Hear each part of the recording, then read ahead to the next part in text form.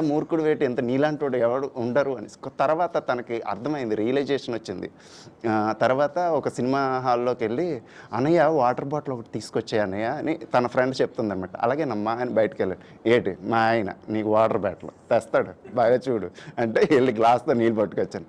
"అన్నయ్య నేను బాటిల్ తెమ్మన్నాను అన్నయ్య" అంటే, "వాటరేనమ్మా ఇది కూడా ప్యూర్ వాటర్ అక్కడ పెడతారు తాగమ్మా. నువ్వు తాగడానికి వాటర్ కావాలా లేదా ప్లాస్టిక్ కావాలా నీకు" అంటేనేమో "ఆహా" అనేసి అన్నారు. అంటే అంత స్ట్రిక్ట్‌గా నాదున్నది. ఎలా అంటే మరి సొల్యూషన్ ఏంటండి? చచ్చిపోయినా చచ్చిపోమంటారా అంటే, లేదు దానికి సొల్యూషన్ కూడా ఉన్నది.